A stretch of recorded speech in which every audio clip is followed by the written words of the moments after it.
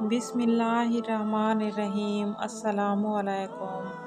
اللہ تعالیٰ نے اس کائنات میں ہزاروں قسم کی مخلوق پیدا کی تاکہ انسان اس سے فائدہ اٹھا سکے اور اللہ تعالیٰ کا شکر ادا کر سکے۔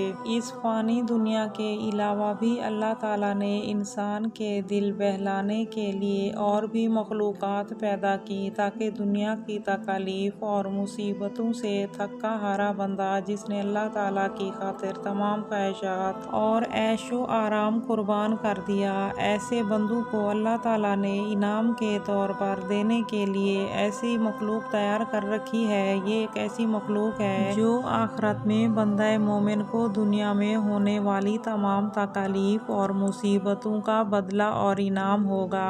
آسمانی کتابوں میں احادیث مبارکہ میں اس کو قرۂ آئینہ کہا جاتا ہے۔ لفظ حور حورہ کی جمع ہے، جو اس عورت کو کہا جاتا ہے جو جوان، حسین و جمیل، سفید رنگت والی اور انتہائی سیاہ آنکھوں والی ہو۔ قرآن مجید میں کئی مقامات پر ان حوروں کا ذکر ملتا ہے۔ سورہ صافات میں اللہ تعالیٰ نے فرمایا، نعمتوں والی جنت میں تختوں پر ایک دوسرے کے سامنے بیٹھے ہوں گے، شراب کے جام کا اس پر دور دورہ چل رہا ہوگا جو کہ صاف شفاف اور پینے میں لذیذ ہوگی، نہ اس سے درد سر ہوگا اور نہ ہی اس کے پینے سے بہکیں گے، اور ان کے پاس نیچی نظروں والی اور بڑی بڑی آنکھوں والی حوریں ہوں گی، ایسی جیسی انڈے کے چھلکے کے نیچے چھپی ہوئی جھلی۔ اسی طرح سورہ رحمان میں اللہ تعالیٰ ارشاد فرماتا ہے کہ وہاں یعنی کہ جنت میں شرمیلی نیچی نگاہ والی حوریں ہیں جنہیں اس سے پہلے کبھی کسی جن و انسان نے ہاتھ نہ لگایا ہوگا۔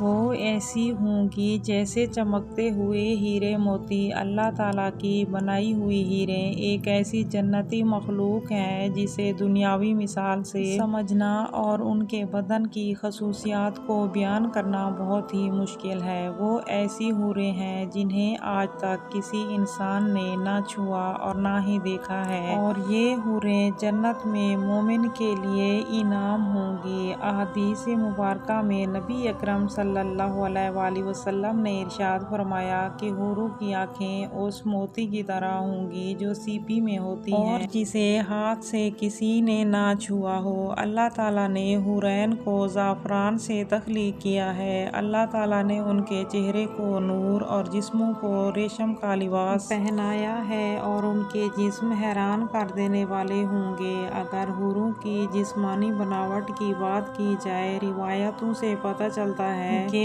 حوروں کو پاؤں کی انگلیوں سے گھٹنوں تک زعفران سے بنایا گیا ہے، سینے سے گردن تک چمکدار موتیوں سے بنایا گیا ہے، گردن سے سر تک کا حصہ سفید کافور سے تخلیق کیا گیا ہے، اور ان کے سروں میں خوشبودار کستوری کو استعمال کیا گیا۔ جب وہ سامنے آتی ہے تو اس کا چہرہ نور سے چمک اٹھتا ہے جیسے دنیا والوں کے لیے سورج چمکتا ہے، اور ان کی کمر کا اندرونی حصہ لباس کے اندر سے باریکی سے دکھائی دیتا ہے۔ اگر کوئی حور اپنی ہتھیلی کو آسمان اور زمین کے درمیان ظاہر کر دے تو تمام مخلوقات اس کے حسن کی دیوانی ہو جائے گی۔ اگر وہ اپنا چہرہ ظاہر کر دے تو اس کے حسن سے زمین و آسمان کی تمام چیزیں جگمگا اٹھیں گی۔ ایک روایت کے مطابق جنت الفردوس اور جنت العدن کے درمیان میں ایسی حوریں موجود ہیں جو جنت کے گلاب سے پیدا کی گئی ہیں۔ وہ کبھی نہیں سوتی اور نہ ہی وہ کبھی بیمار ہوتی ہیں۔ حوروں کی بھی کئی اقسام ہیں۔ جنت کے الگ الگ درجوں میں مختلف قسم کی حوریں ہیں۔ حضرت ابن عباس رضی اللہ تعالیٰ عنہ نے فرمایا، جنت میں ایک نہر ہے جس کا نام بیطق ہے، اس نہر کے نیچے حوریں اگتی ہیں اور خوبصورت آواز میں قرآن پاک کی تلاوت کرتی ہیں اور اللہ تعالیٰ کی حمد و ثنا بیان کرتی ہیں۔ جنت میں جنتی جب اس نہر کے پاس پاس پہنچیں گے تو وہ ان حوروں سے ہاتھ ملائیں گے۔ جب جنتی مرد کسی حور کی کلائی کو چھوئے گا تو وہ حور اس کے پیچھے پیچھے چل پڑے گی اور اس جگہ دوسری حور اگ جائے گی، اور جنت میں موجود مختلف قسم کی حوروں کے مختلف نام ہوں گے۔ مثلاً حورین اور عینہ نامی حور، جس کے متعلق روایت میں آتا ہے کہ ان کے ارد گرد 70,000 خدمت گزار لڑکیاں چلتی ہیں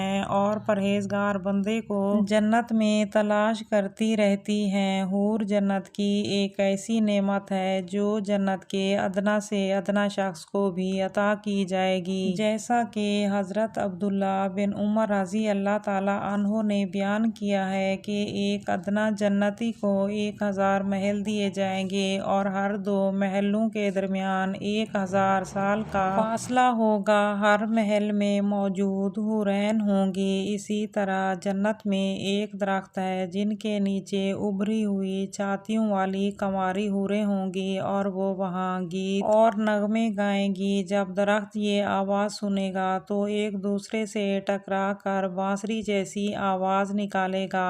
حوروں کا تصور دین اسلام میں کوئی نیا تصور نہیں ہے، بلکہ دنیا کے کئی مذاہب اور کئی کتابوں میں ان دوشیزہ عورتوں کا ذکر ملتا ہے جو موت کے بعد نیک اور جنتی لوگوں کو ملیں گی۔ قدیم یونانی اساطیروں میں نمس نامی ایک خوبصورت مخلوق کا ذکر ملتا ہے۔ ایک میتھالوجی کے مطابق نمس ہزاروں سال تک زندہ رہتی ہے اور کبھی بوڑھی نہیں ہوتی۔ نمس کو مقدس روح کہا جاتا ہے جنہیں دیوتا کی بیٹی قرار دیا گیا ہے۔ اسی طرح ہندو دھرم کی مشہور کتاب مہابھارت اور پرانی کتابوں میں ایسی عورت کا ذکر ملتا ہے جنہیں اپسرا کہا گیا ہے۔ یہ عورتیں اندر دیوتا کی سورگ میں رہتی ہیں اور لوگوں کا دل بہلاتی ہیں۔ مہابھارت کے مطابق سورگ میں ایک خوبصورت جھیل موجود ہے جہاں سنہری اور خوبصورت اپسرائیں رہتی ہیں اور سورگ میں رہنے والے ہر انسان کو 1000 اپسرائیں ملیں گی۔ اس میں یہ بھی کہا گیا ہے کہ جو شخص جنگ کرتے ہوئے مارا جائے تو سورگ میں کئی کنواری اپسراؤں کے ساتھ رہنے کا موقع ملے گا۔ کہا جاتا ہے کہ یہ اپسرائیں ہر زمانے میں اس زمین پر اترتی ہیں اور بڑے بڑے سادھیوں کی تپسیاؤں کو برباد کرنے کی کوشش کرتی ہیں۔ ان تمام باتوں سے پتہ چلتا ہے کہ اسلام کے